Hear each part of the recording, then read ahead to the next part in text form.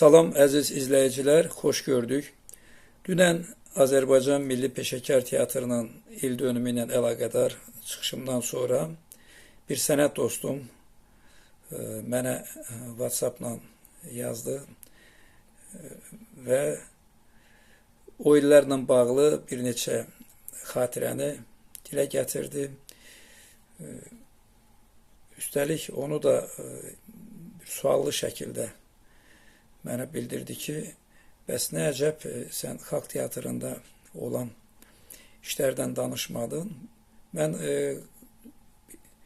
qısaca olaraq dünənləri Şəfəq studiyası ilə bağlı fəaliyyətimizə toxunduq.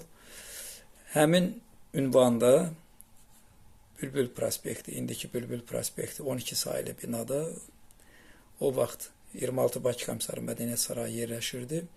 Həmin binanın 3-cü mərtəbəsində Şəfəq studiyası, amma 1-ci mərtəbədə böyük zal olan hissədə rəhmətlik Azərbaycan xalq artisti Lütfü Məmmədbəyovun rəhbərlik elədiyi xalq teatrı fəaliyyət göstərirdi. Adətən xalq teatrına yeniyetmə yaşlarından sonra erkən gənc yaşlarından və daha yaşda adamlar cəlb olunurdu. Xalq teatrının o vaxt səviyyəsi elə idi ki, Mirzağa Əliyev adına İncəsənət İnstitutunun, indiki Azərbaycan Dövlət Mədəniyyət və İncəsənət Universiteti o vaxt belə adlanırdı, bir təcrübə bazası saymaq mümkün idi.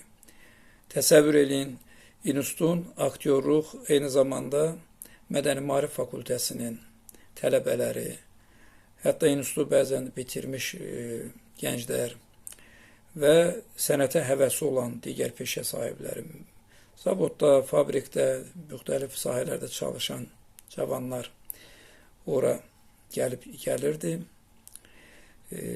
həvəslə tamaşalarda oynayırdı. Heç yadımdan çıxmaz, 1987-ci ildə rəhmətli Lütfü müəllim bir gün məşq əsnasında kollektivə indi Azərbaycanın əməkdar artisti kimi tanınan, daha doğrusu uzun illərdən bəri Qəzəlxan rolunun ifaçısı kimi tanınan Loğman Kərimovu təqdim etdi. Loğman Kərimov o vaxt Gənc Tamaşaçılar Teatrının aktyoru idi, rejissorluğa meyil edirdi və bizim xalq teatrında görkəmli türk yazısı Orxan Kamalın Yad qızı romanı əsasında rəhmətlik Mailə Muradxanlının səhnələşdirdiyi eyni adlı əsəri tamaşaya qoydu. Tamaşa bir neçə aydan sonra indiki Azərbaycan Dövlət Akademik Milli Dram Teatrının səhnəsində ilk dəfə oynandı. Çox uğurla qarşılandı. O vaxt teatra rəhbərliyə artıq rəhmətlik Həsən Turabov gəlmişdi. Birinci ili idi. Direktorluq fəaliyyəti dövrü idi. Və həmin vaxta paralel İncəsənət İnstitutunun diplomçusu Mina xanım, o vaxt Talıbova idi soyadı, yanılmıramsa, o Əkrəm Əylislinin Mənim Nəğməkar Bibim əsərini tamaşaya hazırlayırdı. Hər iki tamaşada, bayaq dediyim Yad qızında və Mənim Nəğməkar Bibimdə mən tamaşanın idarə edilməsində rejissora asistent olmuşam. Rollar da oynuyordum. Eyni zamanda bu rejissorun tamaşanın ərsəyə gəlməyində, əgər belə demək mümkünsə, bir azacıq köməyim də dəyirdi. Çox həvəsimiz var idi. O vaxt bütün cavanların, ümumiyyətlə, mənim yaşıdlarımın, yaşda biraz böyüklərin, hamı çox böyük ürəklə, şövqlə çalışırdı.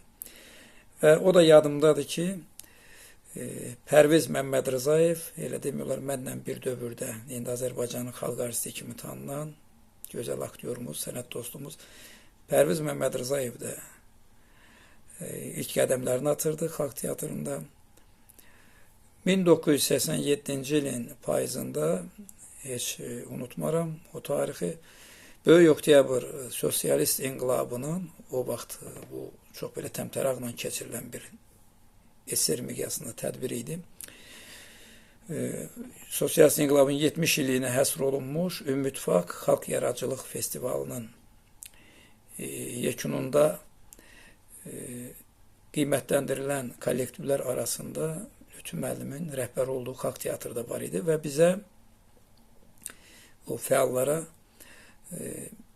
laureat medalları təqdim olunmuşdu. Mən o medalı çox əziz bir xatirə kimi saxlayıram.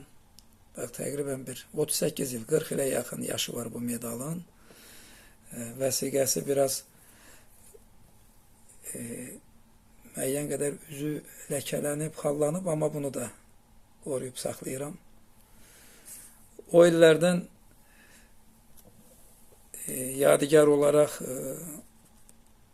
proqramları, tamaşanın proqramını, afişasını mən saxlayırdım. Təəssüf ki, indi biraz şəraitsizliklə əlaqədar sizə göstərə bilmirəm. Doğrudur, bir qədər saralıb, solub, köhnə vəziyyətdədir, amma faktiki mən onu qoruyub saxlayıram. Bu əziz xatirələr kimi o maddi nümunələr də çox qiymətlidir.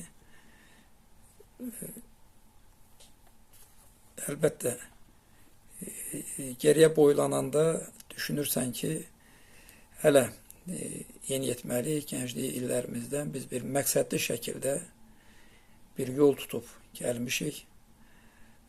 Bu, indi insan yaşadı olduqca bunu xatırlamaq olduqca xoşdur. Belə. Bir daha bayramımız mübarək. İnşallah görüşmək üzrə.